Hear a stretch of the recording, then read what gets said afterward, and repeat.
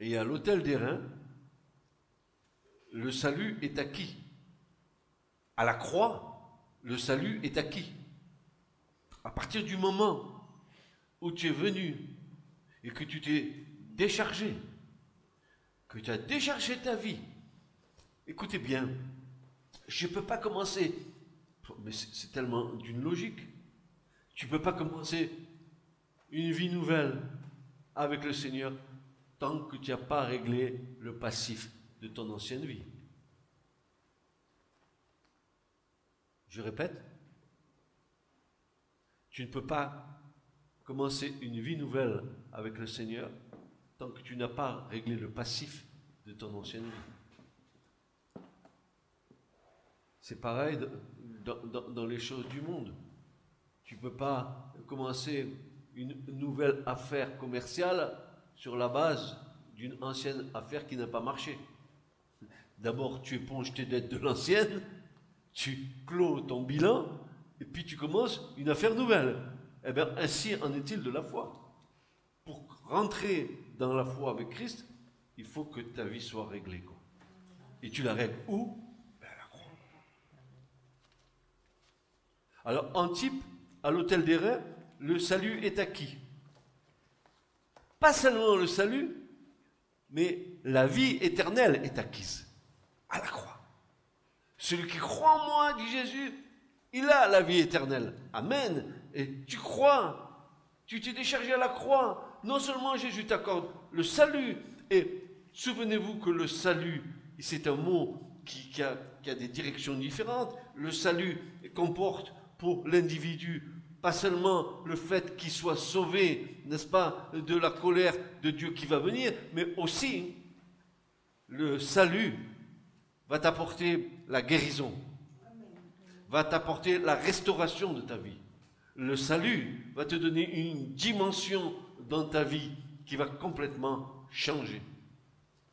Car le salut ne se borne pas à dire que je suis sauvé.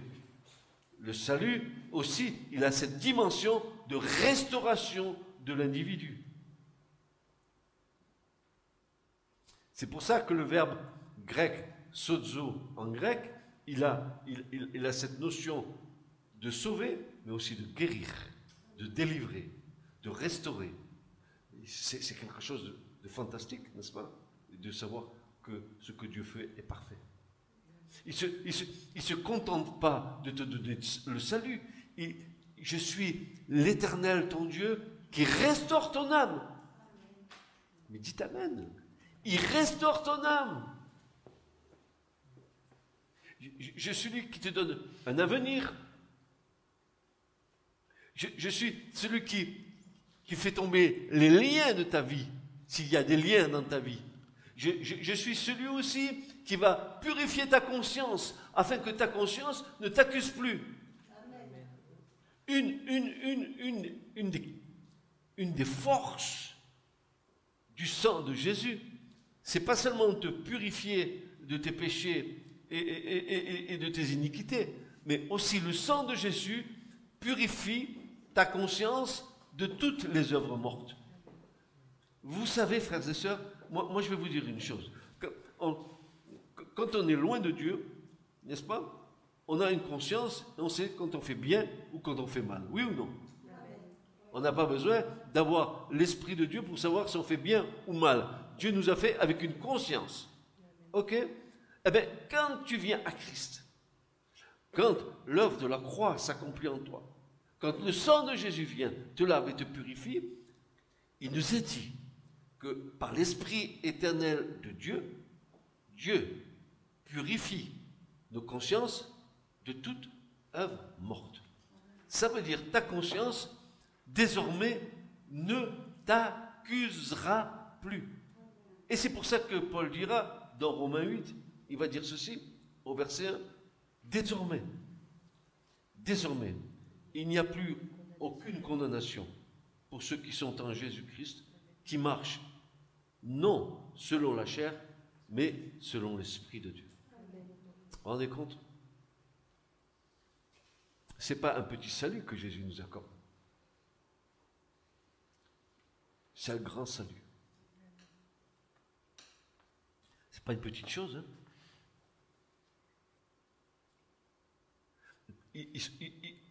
Il s'occupe d'une partie intérieure que nul voit, si ce n'est celui qui l'a en lui.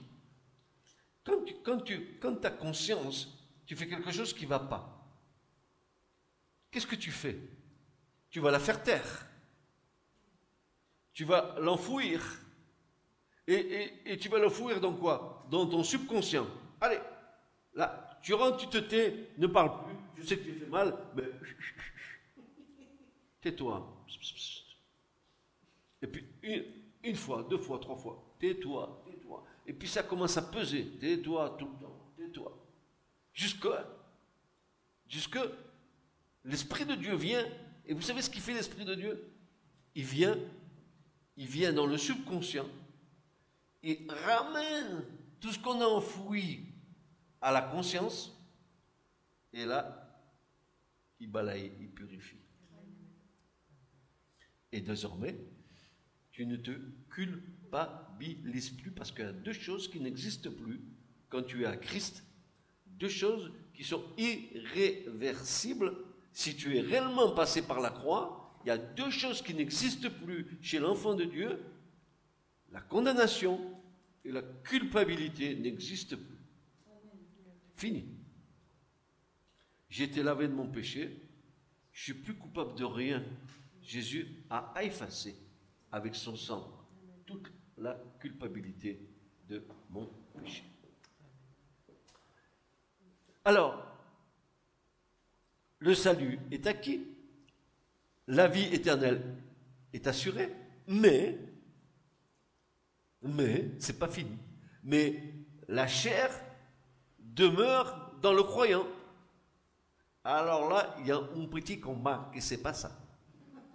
C'est pas ça, una lucha muy fuerte en l'espíritu y la carne. Aïe. Qu'est-ce qui se passe? Vous savez ce que je vous ai enseigné, et gardez-les précieusement ces enseignements. Je vous ai dit que le Saint-Esprit nous a été donné, bien sûr, pour naître de nouveau, bien sûr, pour nous révéler ce que Jésus a dit, bien sûr, pour prendre de ce qui est à Jésus et pour le glorifier, bien sûr, pour convaincre le monde de justice, de jugement et de péché, mais il est venu aussi pour vivre en nous. Et pourquoi faire? Pourquoi faire? Il est venu vivre en nous. Vous voulez la solution à ça? Galates chapitre 5.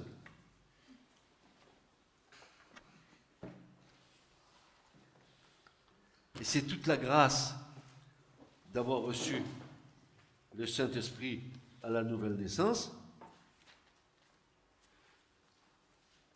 Regardez bien. Galates 5, à partir du verset 16, voilà une des raisons fondamentales pour laquelle l'Esprit nous a été donné. Galates 5, verset 16, il nous est dit ceci, c'est Paul qui le dit, mais je dis, marchez par l'Esprit et vous n'accomplirez point la convoitise de la chair. Marchez par l'Esprit, vous n'accomplirez point la convoitise de la chair. Car la chair convoite contre l'Esprit et l'Esprit contre la chair. Et ces choses sont opposées l'une à l'autre, afin que vous ne pratiquiez pas les choses que vous voudriez.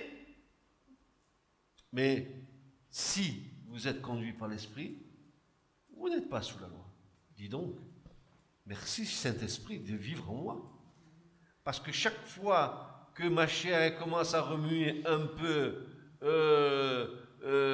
la queue, qu'elle commence à s'agiter parce qu'elle commence à être dans la convoitise, l'Esprit est là. Vous savez ce qu'est l'Esprit?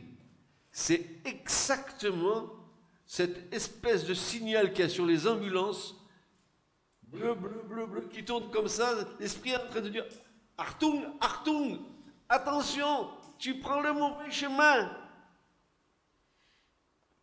Et l'esprit t'aide à combattre les désirs de ta chair. C'est pour ça que Paul dit, soyez toujours remplis du Saint-Esprit. Plus tu es rempli de l'Esprit, et plus ta chair, elle est sous tes pieds. Tu la domines.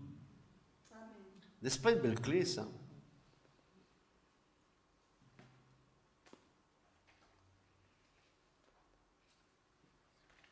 Mais la chair demeure dans le croyant, nous exposons à une interruption de la communion de nos âmes avec le Seigneur.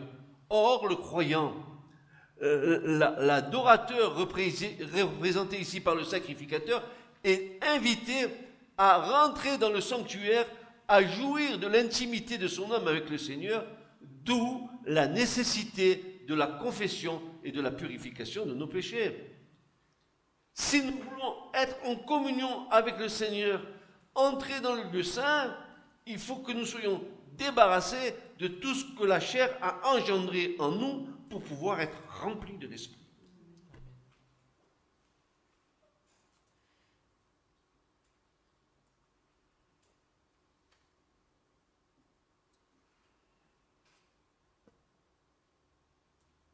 Et cela illustre l'exhortation faite en rapport avec la Sainte Seine du Seigneur, la communion, n'est-ce pas, le pain et le vin.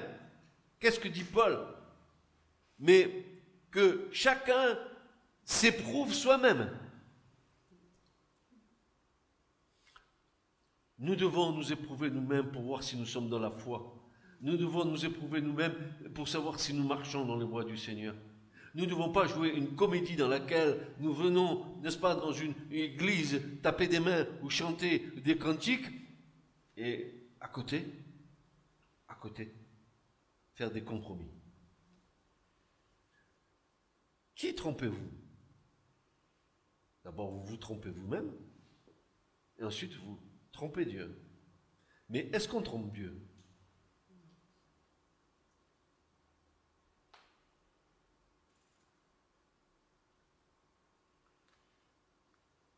Pour être en communion avec le Christ, il est nécessaire d'être purifié des souillures que nous contractons dans le chemin et des fautes que nous commettons encore. Frères et sœurs, le matin quand tu te lèves, si tu as vraiment une vie avec le Seigneur, dès que tu te présentes devant la face de Dieu, la première chose que nous devrions faire, c'est de demander pardon au Seigneur pour nos paroles, pour nos pensées et pour nos actes. Nos péchés, ils ont été effacés par le Seigneur, mais notre marche, elle doit être purifiée. Amen.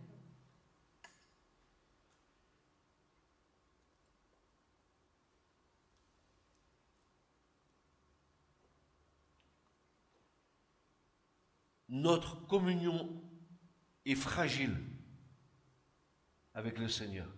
Mais notre position en lui, elle est assurée.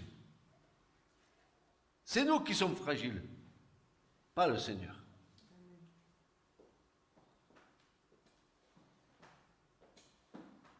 Malheureusement, mais nécessairement, le croyant doit s'arrêter à la cuve des reins pour confesser ses manquements. Et c'est à la cuve des reins que chacun s'éprouve soi-même. Est-ce que je suis dans la foi au moment où je vais servir Dieu? Est-ce que mes mains sont lavées? C'est pas que tu prends de l'eau, que tu te laves les mains. Tu laves les mains dans l'innocence. Tu laves des mains dans la foi. Tu laves ce qui te sert à servir Dieu. Il faut que tu le présentes à Dieu et qu'il soit agréé de Dieu. Heureux celui qui a les mains pures. Heureux celui qui a le cœur pur.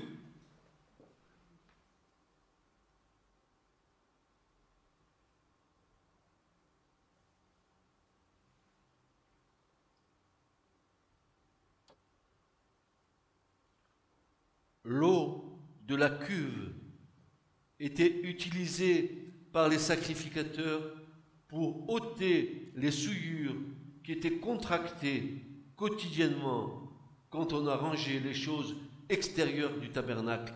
Aaron et ses fils typifient Christ et les chrétiens, car tous ceux qui croient sont constitués en une famille de sacrificateurs. Tous ceux qui croient, nous sommes une sainte sacrificature. Nous servons Dieu et nous devons, pour servir Dieu, avoir les mains pures. Le cœur pur.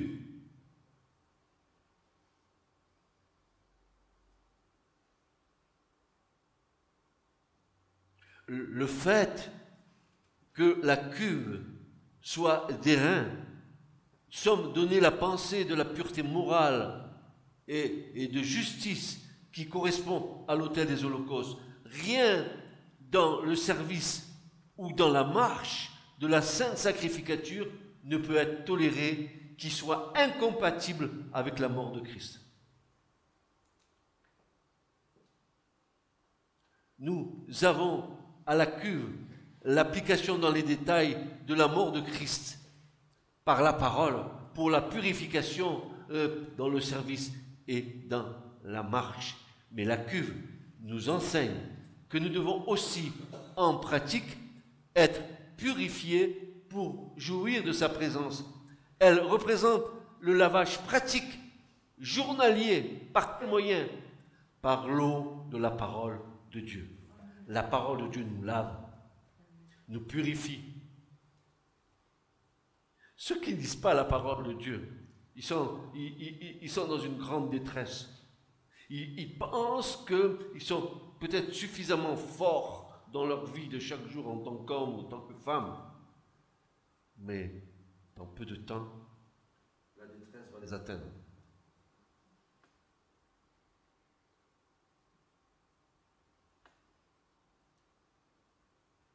Je répète, la cuve nous enseigne que nous devons aussi, en pratique, être purifiés pour jouir de sa présence. Elle représente, la cuve, le lavage pratique, journalier, par l'eau de la parole de Dieu. Chaque matin, quand tu viens, quand tu passes du temps devant la parole, tu sais ce que fait la parole? Elle pénètre en toi, elle te lave, elle te lave, elle te lave, elle te lave.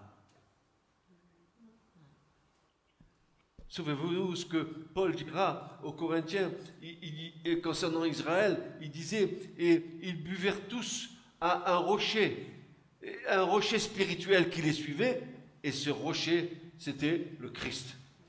1 Corinthiens 10. Et c'est exactement ça. Tu bois à la source qui est Christ.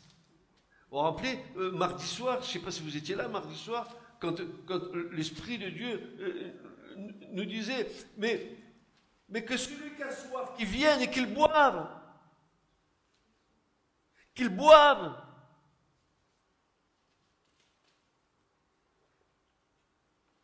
Boire. Celui qui croit en moi, dira Jésus, des fleuves d'eau vive jailliront de son sein. Mais pour que l'eau jaillisse de toi, il faut que l'eau soit entrée en toi.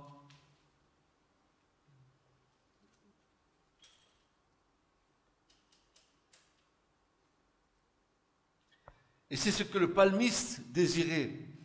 Alors que dans son amour pour la maison de l'Éternel, le lieu où la gloire de l'Éternel habite, il déclare, le psalmiste, dans le psaume 26 et verset 6, il va déclarer ceci, « Je laverai mes mains dans l'innocence et je ferai le tour de ton autel. » Écoutez-moi bien ça. Vous vous rendez compte ce que dit le psalmiste?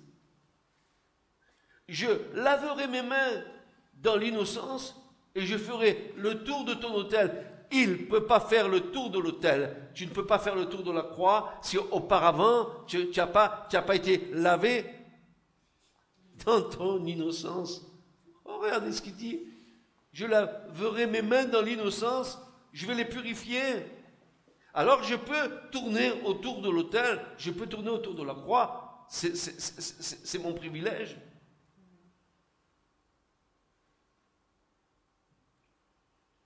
Dieu réclame la pureté de pensée et de vie. Écoutez bien, Dieu réclame la pureté de pensée et de vie chez ceux qui s'approchent de lui. Il te réclame la pureté dans tes pensées et la pureté dans la marche de ta vie. Mais ce n'est pas difficile ça. Si du moins l'Esprit de Dieu habite en toi, ce n'est pas difficile d'être agréable à Dieu. Au contraire, c'est avec amour que tu fais ça. Parce que tu veux être agréable à Dieu. Tu veux être agréable à ton Seigneur, lui qui t'a tant aimé. Tu le désires de tout ton cœur, d'être agréable à Dieu par Jésus-Christ.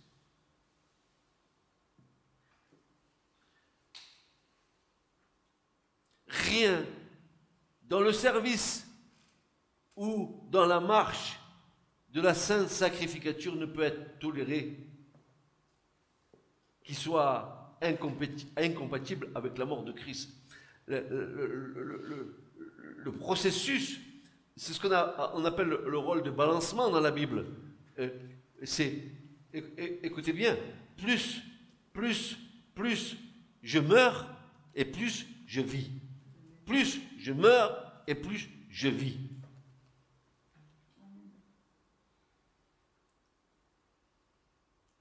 Plus je meurs à moi-même et plus je reçois la vie de Dieu. Vous vous rendez compte? C'est tellement puissant cette chose. Plus je meurs à ma vie charnelle, à ce que je suis en tant qu'homme, c'est-à-dire, je demeure un homme, mais mes pensées, elles sont en haut, elles sont plus en bas. Je n'ai pas changé, je suis toujours le même, je m'appelle toujours Francis, j'ai toujours le même âge, mais mes pensées, elles ne sont pas d'en bas, mes pensées, elles sont d'en haut. Et comment que tu reconnais quelqu'un qui a les pensées qui sont en haut par rapport à celui qui a les pensées qui sont en bas? Jésus le dit, vous les reconnaîtrez aux fruits qu'ils portent.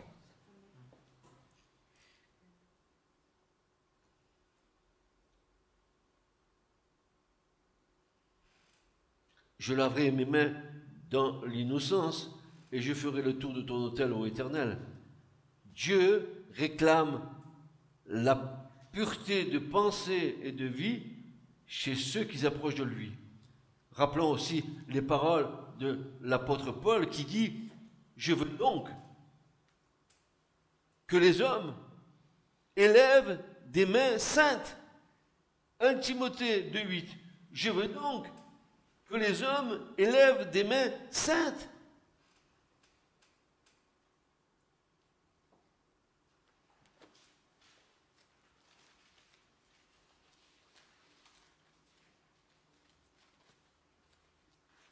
Et Paul de dire un exercice constant est ainsi nécessaire.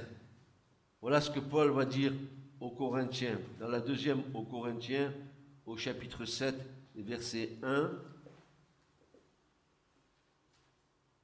Ayant donc ces promesses, bien-aimés, purifions-nous nous-mêmes de toute souillure de chair et d'esprit, achevant la sainteté dans la crainte de Dieu. Vous vous rendez compte? Ce que dit Paul? Purifions-nous nous-mêmes. Ça dépend de moi. Est-ce que je pactise? Est-ce que je veux bien de Dieu, mais aussi je veux quand même me réserver un morceau de ma vie qui m'appartienne? Mais Jésus a dit, mais ta vie ne t'appartient plus. Tu ne peux pas avoir un cœur partagé.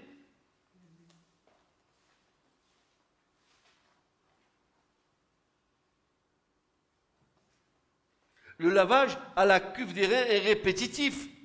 C'est la purification pratique et journalière de notre marche. des mains saintes sont celles qui, dans tout ce qu'elles ont touché ici-bas dans le chemin de la vie, l'ont fait en rapport avec Dieu. Voilà. Tout ce que ta main trouve à faire, fais-le pour Dieu. Voilà. C'est clair et net, et précis. Mais comment vous dire? C'est une vraie grande joie de servir le Seigneur. Une joie ineffable, une joie dans le cœur. Un feu que Dieu a allumé en toi, qui te pousse à être agréable à Dieu.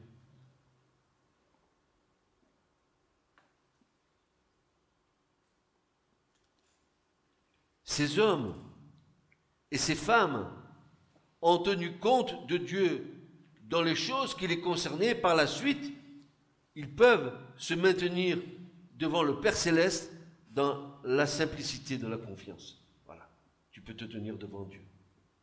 Si tu es dans cet état d'esprit, il n'y a aucun problème. C'est pour ça que l'apôtre de l'Épître aux Hébreux dira, approchons-nous avec confiance du trône de la grâce. Approchons-nous. Mais comment?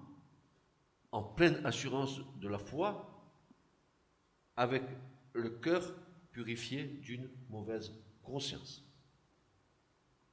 On peut. Chaque jour. Maintenant, si on tortille dans sa vie, et que, alors, tu cherches le secours de Dieu le jour où tu en as besoin parce que tu es dans la difficulté, je pense que dans sa grâce, Dieu peut même te répondre. Mais ce n'est pas te servir. Dieu n'est pas un Dieu de tiroir.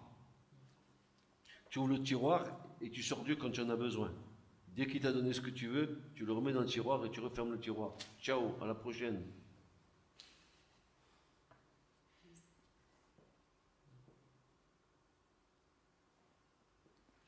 Tout ce qui peut occuper notre esprit,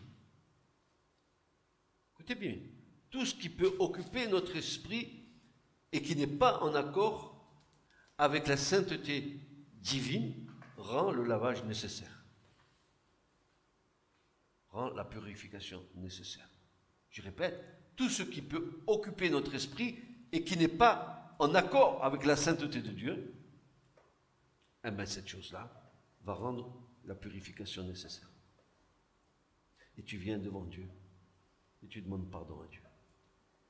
Et tu invoques sur ta vie. Tu sais que là, au moment où je te parle, pour ceux qui ont accepté Christ, vous êtes sur l'aspersion du sang de Jésus. Amen. Ça, c'est acquis. Mais ça, c'est une fois pour toutes, tous vos péchés ont été effacés. Seulement, nous marchons. Et notre chair, si nous ne sommes pas remplis de l'esprit, notre chair peut nous jouer de mauvais tours. Il suffit que dans notre cœur, nous revenions avec repentance. Et disons, Seigneur, pardonne-moi. J'ai failli en cette chose. Pardonne. Il est fidèle et juste pour te pardonner.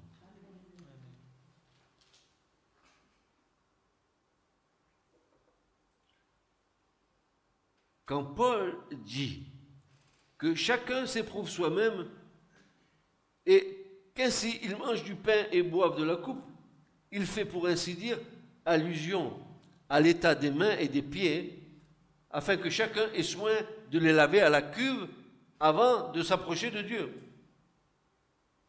Et là, mes amis, je voudrais partager quelque chose avec vous.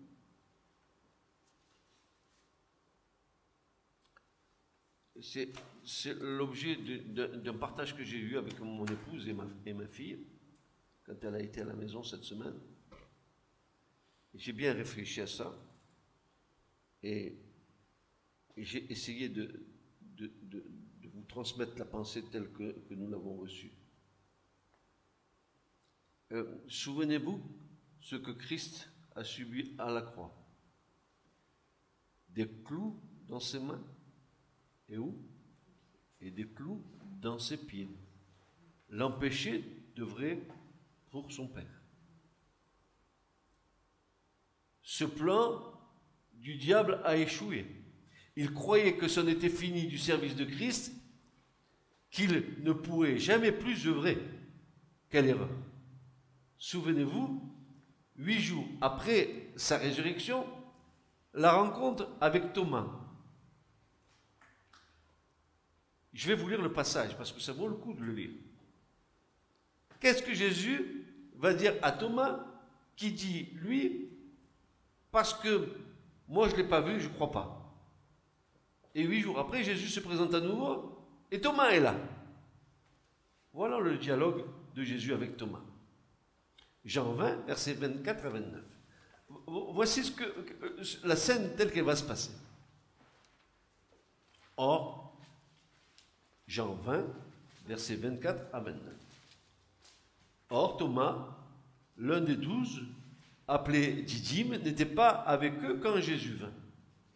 Les autres disciples donc lui dirent, « Nous avons vu le Seigneur !» Mais il leur dit, « À moins que je ne vois en ses mains la marque des clous, et que je mette mon doigt dans la marque des clous, et que je ne mette ma main dans son côté, je ne le croirai point. »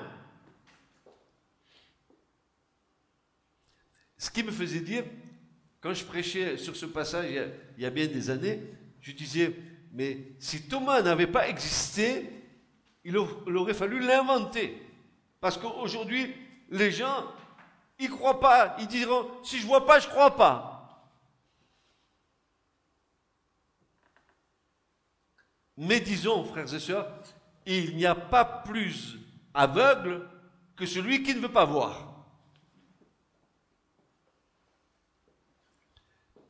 Verset 26, et 8 jours après cette chose, ses disciples étant de nouveau dans la maison, et Thomas avec eux, Jésus vint, les portes étant fermées. Tiens, bizarre, les portes sont fermées, et Jésus le voilà qui se trouve au milieu d'eux. Comment qu'il fait pour être au milieu d'eux? Il a traversé les murs. Quel est le corps de sa résurrection pour que Jésus puisse se trouver là, au milieu d'eux? Les portes étant fermées, et tout d'un coup, il apparaît au milieu d'eux. Il se tient au milieu d'eux et dit, « Paix vous soit. » Puis il dit à Thomas, « Avance ton doigt ici et regarde mes mains. Avance aussi ta main et mets-la dans mon côté. Et ne sois pas incrédule, mais croyant. » Thomas répondit, lui dit, « Mon Seigneur et mon Dieu. » Et Jésus lui dit, « Parce que tu m'as vu, tu as cru. Bienheureux ceux qui n'ont point vu et qui ont cru. » Et ce soir, je vous dis, bienheureux vous qui croyez sans avoir vu. Et à nouveau, puisque ressuscité, il peut continuer à servir. En effet, l'Écriture nous dit qu'il est ministre officiel des lieux saints, qu'il est assis à la droite du Père et qu'en haut dans le ciel, c'est lui qui règle toute l'activité céleste. Il est dit dans Hébreux 8, versets 1 à 2, il est dit ceci. Or, la somme de ce que nous disons, c'est que nous avons un tel souverain sacrificateur qui s'est assis à la droite du trône de la majesté dans les cieux, ministre. Le terme en grec, ministre, laïtourgos, qui signifie celui qui est occupé des choses saintes. Il s'occupe en haut des choses saintes. Administrateur officiel des lieux saints. C'est lui qui règle tout en haut. Mais mes amis, bientôt nous le verrons faire ça sur la terre. Pendant le millénium, nous allons le voir officier dans le temple. Et que le Seigneur a adressé, non pas l'homme. Vous avez vu, pour arrêter Jésus dans son œuvre de l'évangile, qu'est-ce qu'ils ont fait? Ils lui ont cloué les mains et cloué les pieds, les deux choses par lesquels les Lévites doivent servir Dieu. C'est incroyable. Mais c'est incroyable. Et quand il ressuscite, il va dire à Thomas, mais Thomas, allez d'accord, tu n'étais pas là il y a 8 jours. Bon, allez d'accord. Tu ne crois pas parce que tu ne m'as pas vu 8 jours auparavant. Tu n'étais pas là, c'est pas de ta faute. Mais viens Thomas, viens. Viens. Mets tes doigts dans les trous là. Dans les pieds. Ressuscité. Jésus peut à nouveau servir. Et pas n'importe où. Dans les lieux saints.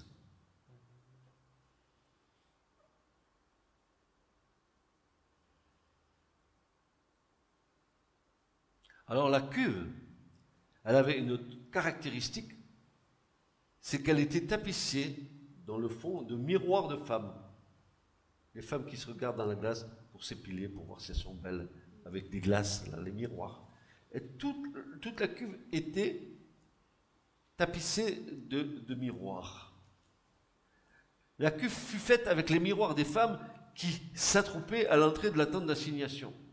Voilà qui évoque le renoncement de soi, car le miroir est un élément important parmi les accessoires de beauté utilisés par les femmes. L'abaissement ou la mise de côté de soi sont requis de ceux qui veulent avoir affaire à Dieu. Pour former une cuve avec les miroirs, ceux-ci devaient passer par le feu et être fondus. Une remarque, la cuve d'airain n'a pas été confectionnée avec le bois de sittim. Ah, très intéressant. Pourquoi? Parce que la nature pécheresse, elle est à l'autel. Maintenant, tu as fait le pas de la foi. La cuve, il n'y a plus de bois de sittim. Il n'y a plus de notion de péché. Il y a notion de service. C'est beau aussi, ça parle, ça parle, ça parle, ça parle. Tout ce qui est de l'homme naturel a pris fin dans le jugement à la croix, ici en type à l'autel des holocaustes. Désormais, la cuve est le lieu de l'anéantissement de la chair. Pour nous, en tant que chrétiens, c'est le baptême et notre ensevelissement avec Christ dans sa mort et sa résurrection. Voyons ce que Paul nous enseigne dans Romains 6 et versets 3 à 6. Voici ce que Paul déclare. Ignorez-vous que nous tous qui avons été baptisés pour le Christ, nous avons été baptisés pour sa mort. Nous avons donc été ensevelis avec lui par le baptême pour la mort, afin que comme Christ a été ressuscité d'entre les morts, par la gloire du Père, ainsi nous aussi, nous marchions en nouveauté de vie. Car si nous avons été identifiés avec lui dans la ressemblance de sa mort, nous le serons donc aussi dans la ressemblance de sa résurrection. Sachant ceci, que notre vieil homme a été crucifié avec lui, afin que le corps de péché soit annulé, pour que nous ne servions plus le péché.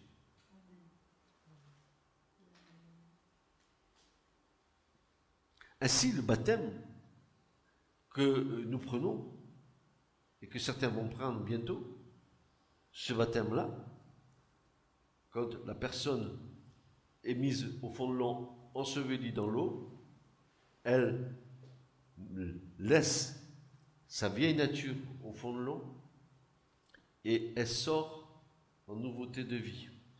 Elle passe de la mort à la vie. Elle ressuscite en Christ.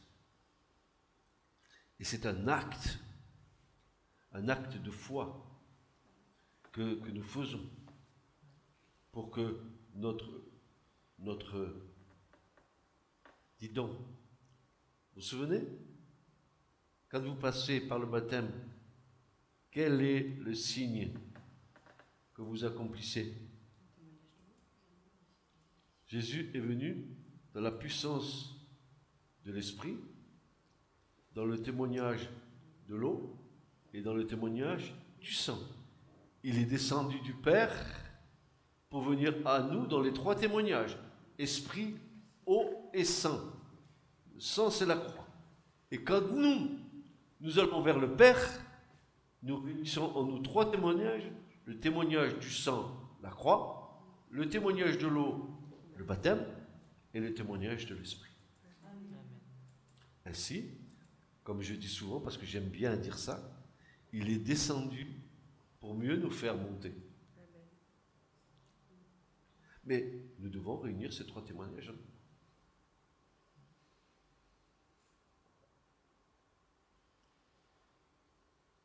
Devant Christ, la chair est incapable de se glorifier. Il est évident que l'âme goûte bien peu la présence d'un Dieu saint si la chair est glorifiée. Jacques emploie le miroir comme le symbole de la parole de Dieu. Et on va voir Jacques 1, versets 22 à 25.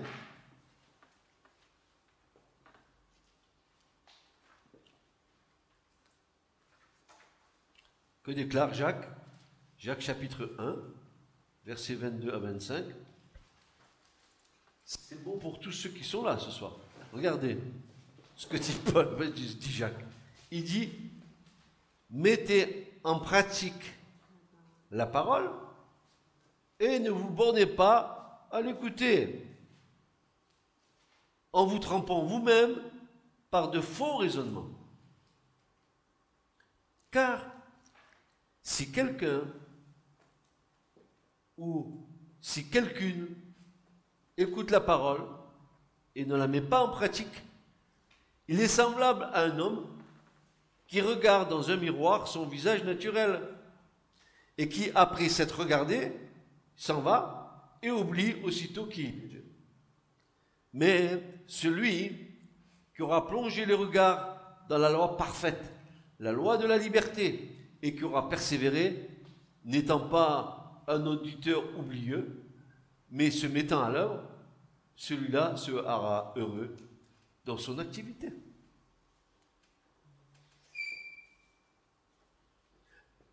La parole montre fidèlement l'homme tel qu'il est, quand il se regarde. Si nous nous laissons sonder par la parole, écoutez bien, si nous nous laissons sonder par la parole, chaque secret du cœur est exposé. Chaque motif impur est détecté. Chaque souillure dans la vie pratique est découverte telle que Dieu les voit. Je répète, si nous nous laissons sonder par la parole, chaque secret du cœur est exposé.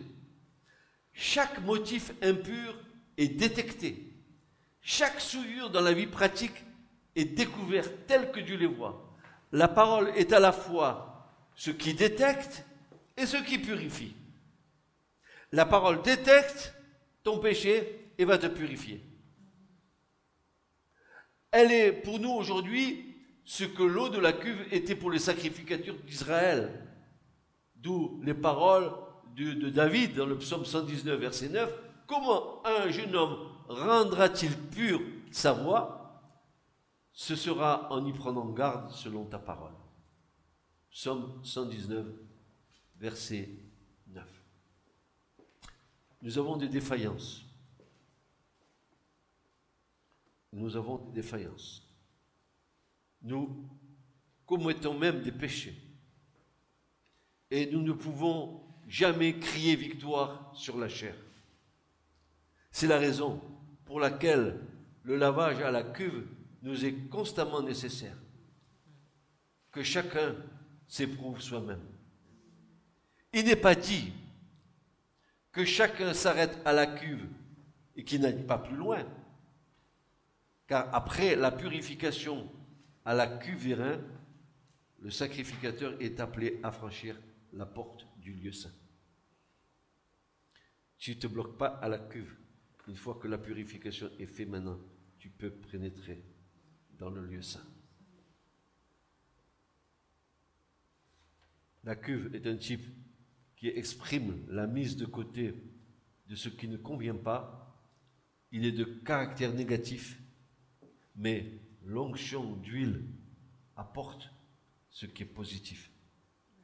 Et tu vas passer du négatif au positif en entrant dans le lieu saint. Amen. Telle est la cuve